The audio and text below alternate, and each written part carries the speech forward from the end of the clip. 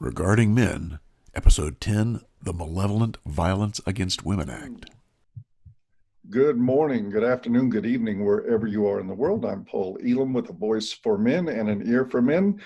And per usual, I am joined for this episode of Regarding Men. I think this is episode, what?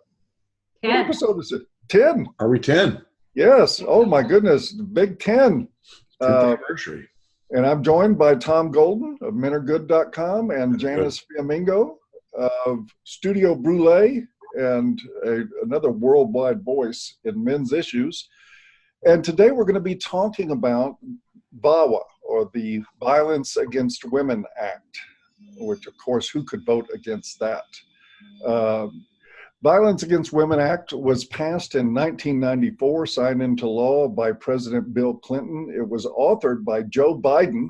That's creepy Joe Biden to some of you. And another Democrat senator whose name I cannot recall. But it has been reauthorized since. Slaughter. Wasn't Right. it? Last name Slaughter? I forget her first name. I wrote it down somewhere. That's appropriate. Can't find it, but definitely Slaughter. Yeah. Slaughter's all you need to know. That's enough. That's a good name for the author of this unmitigated barrel of stinking feminist pork that has been good for draining the federal coffers for $1 billion plus a year since its inception. Much of the money has been squandered. They don't know where it went. There's been all kinds of controversy about that, but spineless politicians of both parties in Washington will not investigate it. But the squandered money is absolutely not the worst of this situation. VAWA has forced all kinds of changes that go to police training funding, to things like primary aggressor laws, to mandatory arrest policies. It is not just a way for feminists to gather funding, although it's been like one of their primary sources of funding for a long time. But it's also a way to spread hate and bigotry against men. And they've lies. been doing it full force ever since 1994. Now, in looking at the recent information on VAWA, I have not been able to tell if it's currently authorized. I know that the authorization lapsed in February, that they passed a temporary measure to continue funding it, but as far as I got in the reading, the temporary measure has now expired. But I guess the politicians are, finding a way around that to continue the funding anyway. I don't think this means that VAWA is in danger. I think eventually they will refund it. They'll reauthorize it, because that's what gutless politicians do when it comes to something like, how on earth could anybody vote against, combating violence against women? Never mind that women are half of the domestic violence picture in our culture. Never mind that the money is going out the window at an alarming rate. Never mind that men are being mislabeled. And the true causes of domestic violence, mental health issues, poverty, lack of education, multi-generational family dysfunction, all these things which are the actual driving factors for violence of any kind in relationships, is being totally ignored in favor of the gendered model. There's a lot to discuss here. There is so much wrong with this bill, Yes. with this law, that, we could take hours and hours and we'd never be able to cover all of it. But that's an introduction to what we're talking about. Now I'll throw it out to one of my two compadres here for somebody to pick up the mantle and run with it. Well, I'll tell you, the thing that I think we need to start with is that the whole thing was based on lies. The whole thing was literally based on lies. And we know that because Ellen Pence, the author of, I forget what book was, but she was involved in the Duluth model and the creation of the Duluth model, etc. One of her books, here's a quote. Listen to what she says. "In many ways, we turned a blind eye to many women's use of violence, their drug use and alcoholism, and their often harsh and violent treatment of their own children." So she's saying that in the early days, they turned a blind eye to women's violence, but focused on the men's violence. And so they did that. They started getting this, at least $500 million a year. And what did they do? They started training. They trained the daggone legal system. They trained the judicial system. They trained the media. They trained Hollywood. They trained the legislators, the judges. Everybody got this, quote, training that was based on lies. And they've literally, in 50 years, I mean, when you think about it, it's a pretty amazing thing they've done. They have basically embedded lies into our cultural narrative that now are seen as truth. And it's just amazing. I mean, the whole thing is based on the idea that women are the victims of domestic violence and men are the bad guys. It's like people believe that. You ask the man on the street, what about domestic violence? Oh, poor women, these men, blah, blah, blah. Men are causing it. Men have to stop this. It's like, this is crazy. And they've done it with this funding. I mean, imagine if we had $1 million for the three of us to do for a year to work on things. I mean, wow. And imagine 800 times that. Wow. That's what they've had just in VAWA. And that's just one piece of their funding. Anyway, don't let me get started. Janice, what do you got to say? Yeah, well, it's very disturbing. It's the Duluth model, of course, that governs all of the thinking around domestic violence. And if you put into Google, if you ask the question, does VAWA discriminate against male victims? What you find is a whole bunch of websites, some government authorized, stating very strongly that the language of VAWA, even though it's called the Violence Against Women Act, that the language of VAWA is consciously gender neutral. VAWA, bullshit. It's unbelievable. I have one thing here. It's called the National Task Force to End Sexual and Domestic Violence Against Women. Frequently asked questions about VAWA and gender. The first question, why is the bill called the Violence Against Women Act? And it makes the point that good old Joe Biden himself said, the bottom line is violence, no matter what gender the victim. Because of that, the Violence Against Women Act applies to all victims of domestic violence, irrespective of their gender. Nothing in the act denies services, programs, funding, or assistance to male victims of violence. So anybody out there who's doing basic research on whether VAWA includes male victims will be told unequivocally that yes, it serves men, it offers its services. That's the very next question.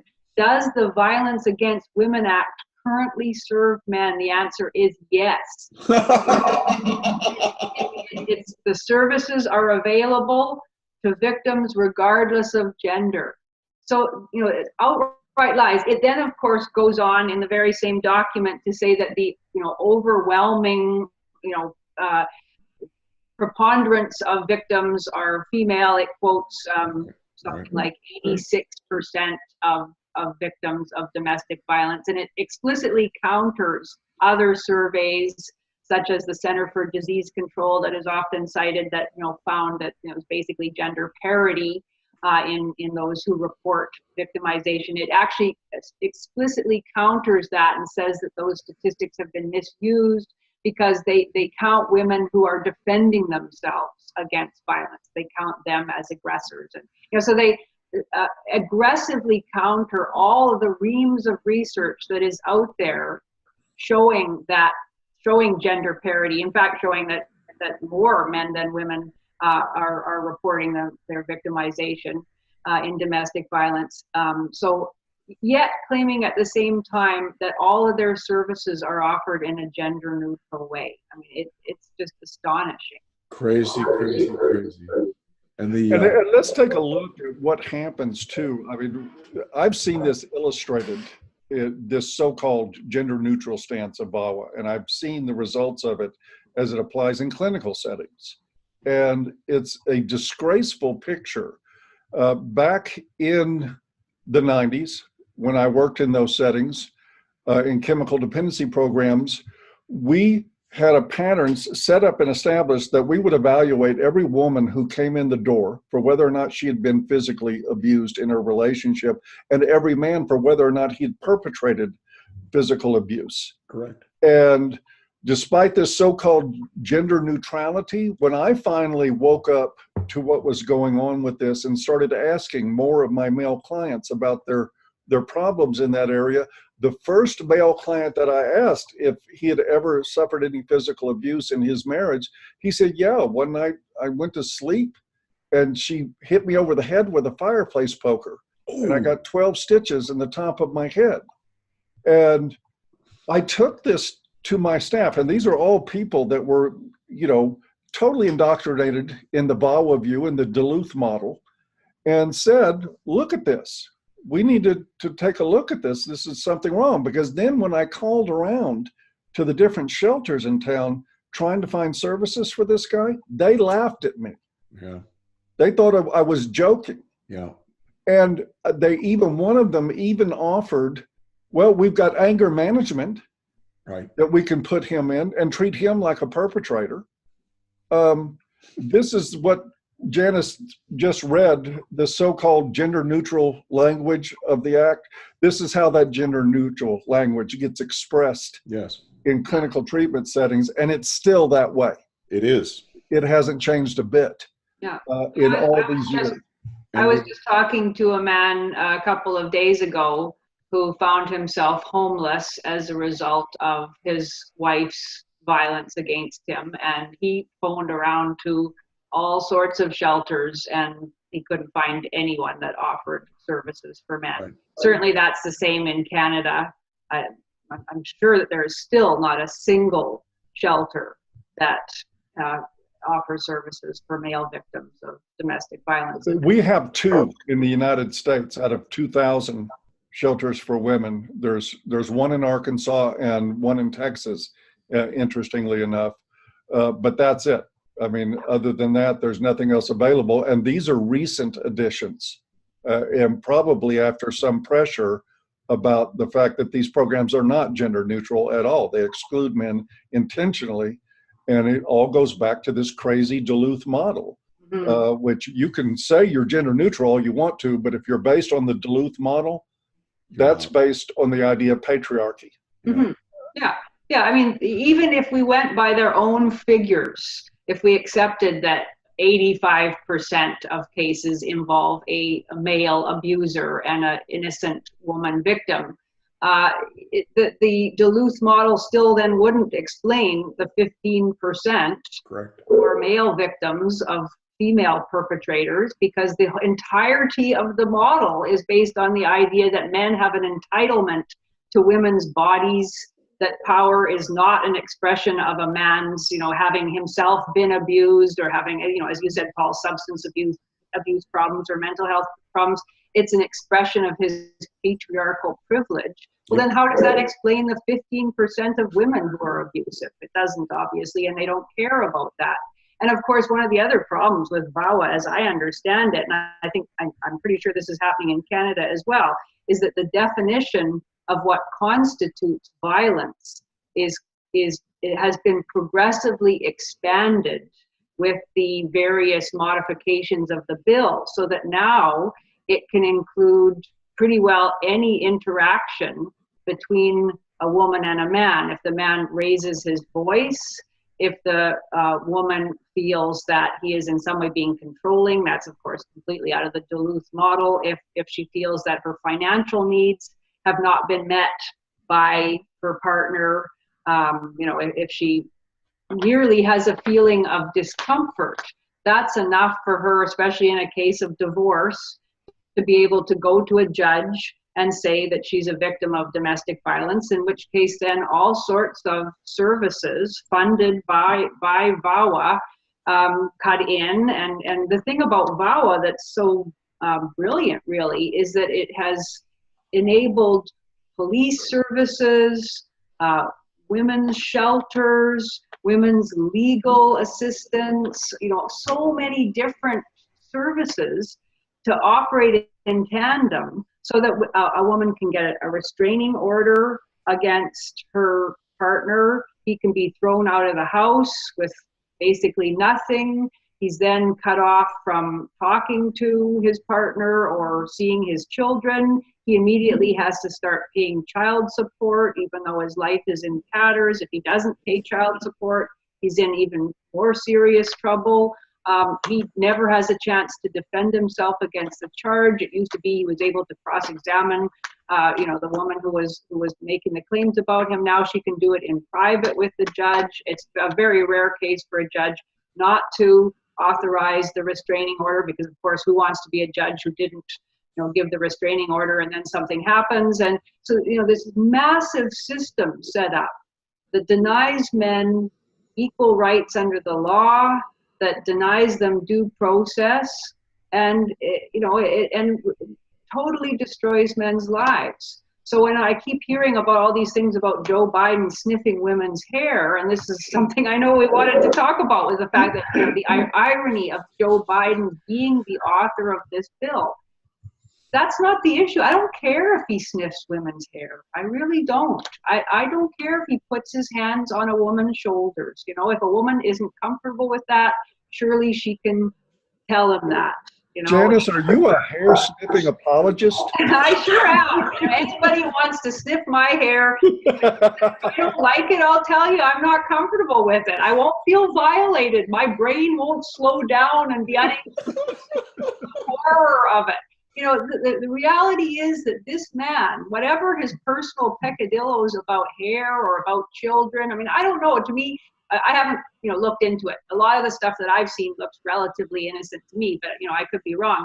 But the issue is that he is the author of this bill that has destroyed so many fathers' lives, and that will continue to, as long as we continue to say that anybody who questions this bill, or that, questions how these various services are offered and how they understand domestic violence, is somehow a woman hater. It's just our priorities are so messed up, and I tweeted something about Biden the other day, making fun of this Ms. Flores's claims about her hair, and I was jumped on by all these mostly anti-feminist followers of mine saying, no, Joe Biden is a very bad man. Joe Biden he's creepy Joe. He's made a lot of people feel uncomfortable. Who cares? That's the least of our problems with Joe Biden. Right. Hey, and the guy still has due process coming to him. He's been accused. I find, honestly, the timing of the accusation, just before he's going to announce. Now, come on. This is just more Me Too bullshit. But that said, I've seen a public record of just his behavior seeming to indicate the man has issues with boundaries, and I understand completely why. By his own admission, Joe Biden was raised in a family where his sister was allowed to beat the crap out of him. He said, quote, I'm quoting here, "I have the bruises to prove it." And the rule in his family was that if he lifted a finger to defend himself, the parents would go nuclear on him. Yep. The rule was, you will take the abuse from the girl in the family, and you will suffer through it, and you will keep your mouth shut, and you will not defend yourself. Now, let's take a look at the family pathology that's in that and wonder, is it any real coincidence that he comes up with legislation that defends abusive women and puts all the blame on men? This is like, people repeat family pathology. That's what we tend to do as human beings. And I think that's exactly what he's done with this Violence Against Women Act that he authored. Gotta agree. Yeah. Very interesting. Yeah. Oh boy. The other thing I wanted to add on to that too, in addition to what Janice was saying about all the destroyed lives and the corrupting of laws around VAWA, is that VAWA has also provided a fast track to con the immigration system. For women who claim to be physically abused by their husband. It fast tracks them into green cards and the path to citizenship. And all they have to do is say, my husband back in Guatemala beat me. And of course, he's not there. We don't even know if she has a husband. But just that claim will get you help. And for those of you who think that just voting Republican is a solution to any of this, full disclosure, I'm voting Republican, but I don't do that with the expectation that conservative men in Congress are going to do anything but rubber stamp this bullshit legislation. Yeah. They will, and they have. If you look at their voting records, they will run over each other to get to reauthorize VAWA. Yep. It's a pretty sad situation. It's white knight, baby. Get in there and do good for women and get reelected. Bad situation. You know, one of the things that I found really interesting and important for people to know is that there has been research on what happens to men when they are victims of domestic violence and they go to shelters. Denise Hines? I think it's Denise Hines did this research, and it is absolutely fascinating. And I wish every legislator would know about it because it's so critical. You know, because what it says is if you're a man and you go to a domestic violence center for help, they will probably turn you away telling you that you're the batterer. I mean, it's just that simple. I think it was, what, 70%, Paul, something like that? Yes, it was. And right. I think 90% of the men said, this place is horrible. It didn't really help me at all. You know, and that's what we're dealing with. You know, an anti-male, a hate male kind of organization that will not allow any kind of feedback.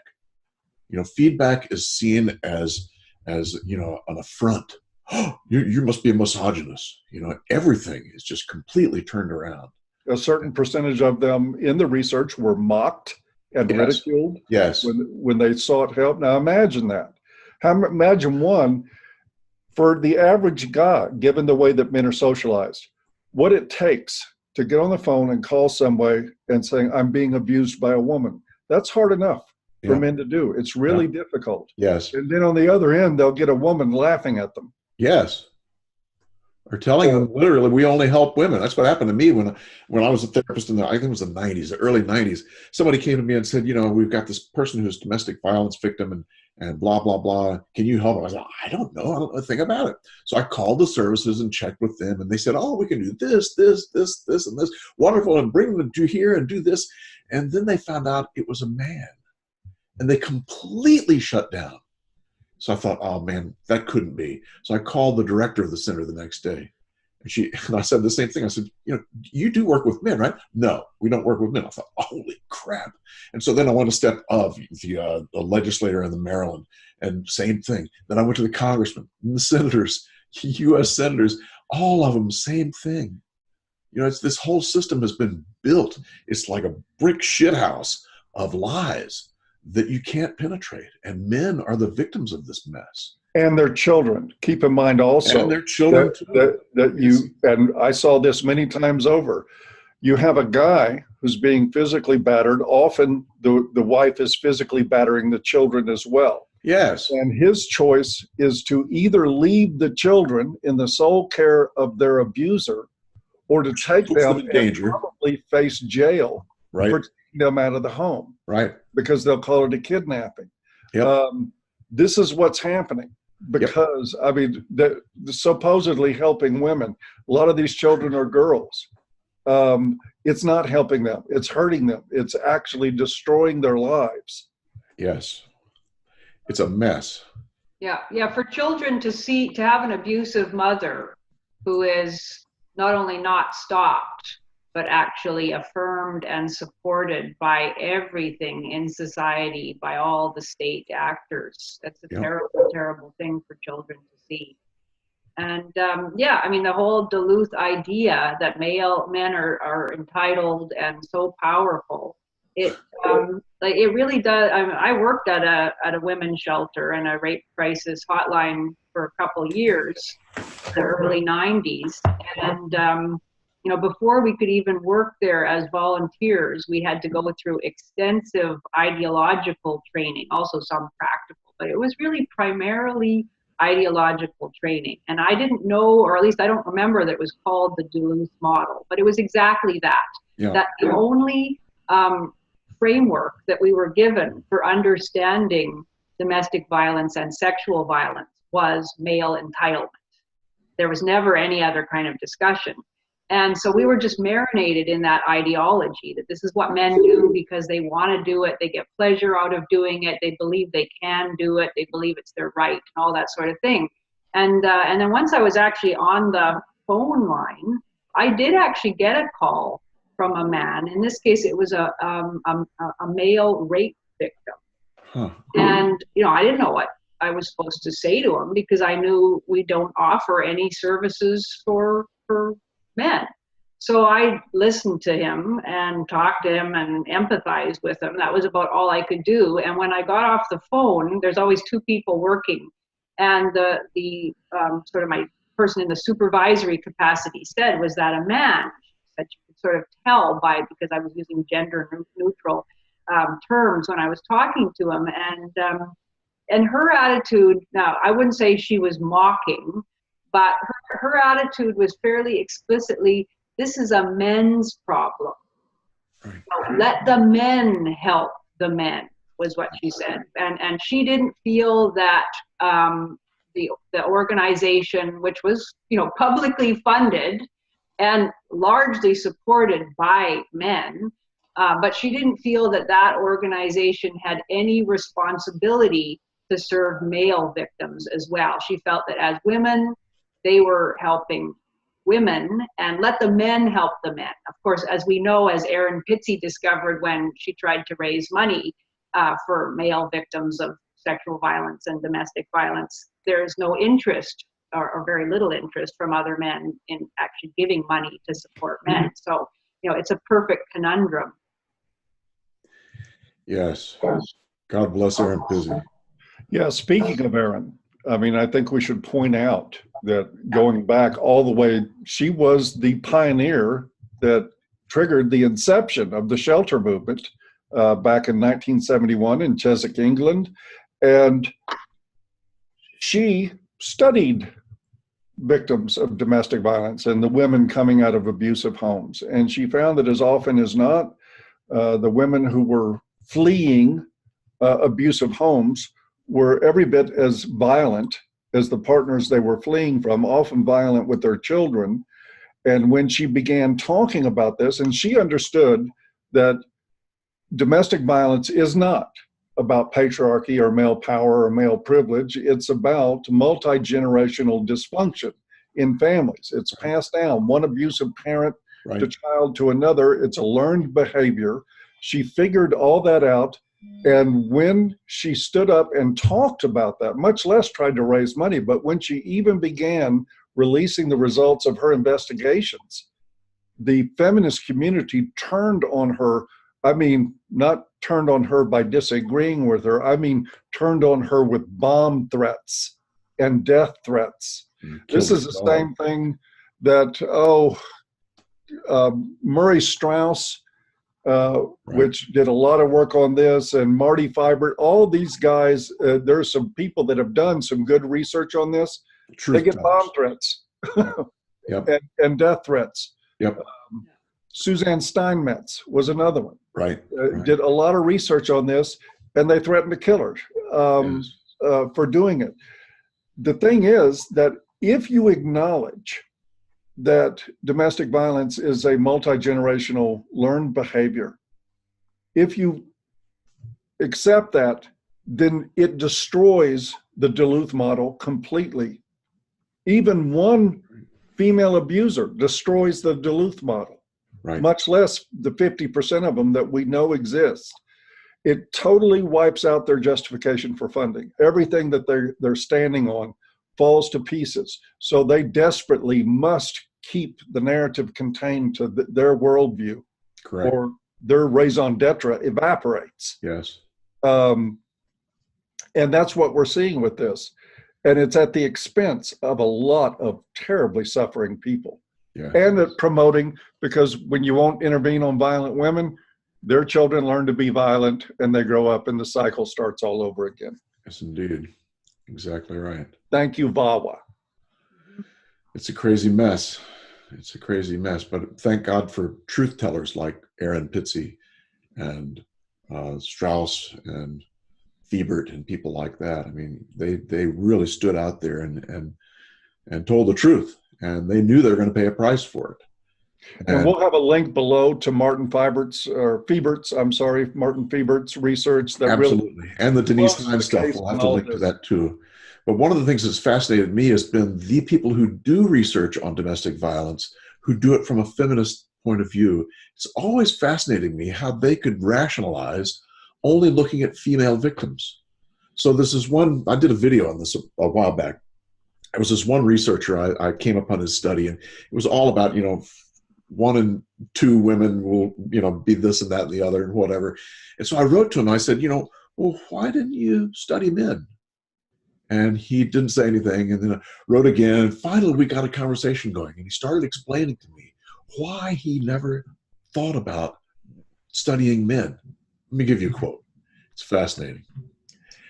As I'd like physicians to think about asking men about interpersonal violence, a place to start is from the traditional heterosexual model of women as victims and men as perpetrators. Eventually, physicians may get to a point of asking women about perpetration and men about victimization. The medical community is not there yet and may not be there for many years. So we're going to address the problem of ignoring men by ignoring men. Yes, exactly. He goes, there's a couple of other, we corresponded for quite a while, but that's the gist of it right there. It's like, we're not there yet. So we'll study just the women. Let's think about it. We're going to have a Diabetes Act for white people, Diabetes Act for white people. Yes. Wonderful. Who would put up with that shit? No. Seriously, who would put up with that crap? That's crazy. But you can have a Violence Against Women Act and everyone thinks it's the wonderful thing from heaven. Ay, ay, ay. Yeah. Crazy. Also provided below will be a link to a paper by Murray Strauss. Bless the guy, he's passed away since then. But was that right? Yes, I heard that. Well, I don't want to say I hope it's true, but I think you know what I mean. I heard that he had passed away. Yes. But he gave ABFM permission to print his paper, to publish his paper on how research is corrupted by feminist scholars. Absolutely. And how they try to destroy anybody that does not come up with research results that are in line with the feminist narrative. Yes. And all the ways on it. And it's a devastating paper he wrote. Yeah. And unfortunately, I think thanks to gynocentrism and feminism's stranglehold on the academic community, not a thing has changed. Yeah, people are afraid. Still, you better not come up with results. People are afraid. Or you will be destroyed. They're afraid. And it's a crazy place. You can't change it because people are so daggone afraid. It's absolutely nutty.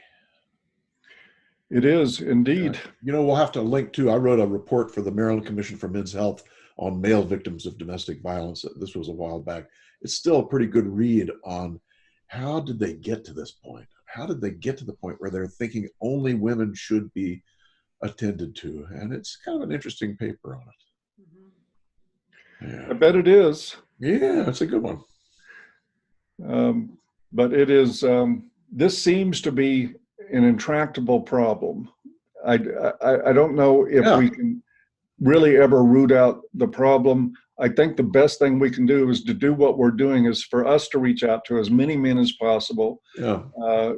One, to encourage them to leave abusive partners at the earliest signs of abuse. Because understand, guys, your chances of getting help, of finding even clinical practitioners who give a damn, you will get therapists that will ask you what you did to provoke her. Right.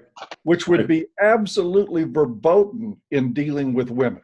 Yeah, you'll get zero help. Zero. So get your good red pill friends to help you out if you can, It's unfortunate, but it is what it is. And at least that does seem to fall in line with the way most men will tend to address problems. Yes. And that is to take it head on and to do something for themselves. But it's still a shame, particularly for those men that are trapped with kids in an abusive relationship. Yes. And everybody, including the police. Yeah. What was it? One of the guys in the Red Pill movie said, I think it was Fred Hayward said, you better hope that if she attacks you, she doesn't break a nail. Because if she does, we're going to arrest you. Yeah, and we didn't even talk about third-party abuse, which I think is so critical these days.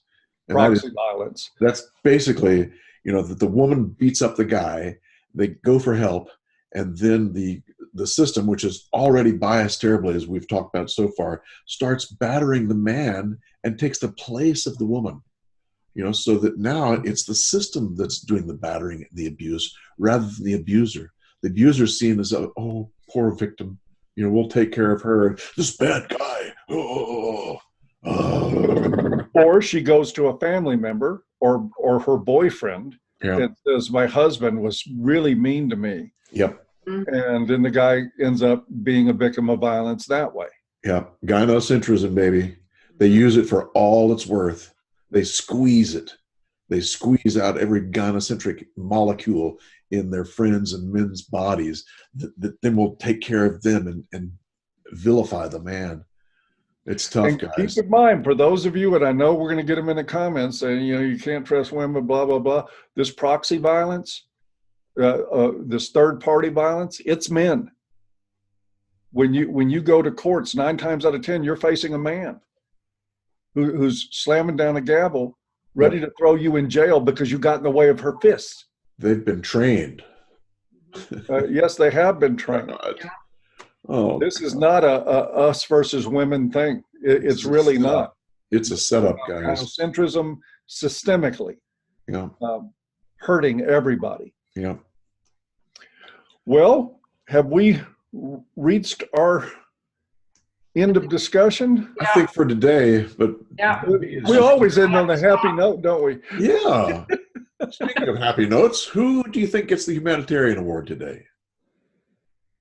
Janice, would you like to inform me? Well, I think we should give it to Erin Pitsey. We agreed that we should give it to Erin Pitsey. Erin has been a voice for truth about the reality of domestic violence. As you said, Paul, that this is a learned behavior. This has to do with intergenerational violence, and it needs to be treated that way. And I am so thankful for her, her courage, incredible courage in speaking out about this truth. Only more people would listen. She was truthful before being truthful was cool. There you go. Yeah, and is so incredibly astute to be able to see what was there, what nobody else could see, and what everybody else refused to see. She's such a marvelous woman. I'll second that. Absolutely. How astute to So it's a unanimous vote for Erin Pitsey. Mm-hmm. Go, Erin. Yeah. Okay. And Joe Biden is getting our flying puta. Joe gets the puta.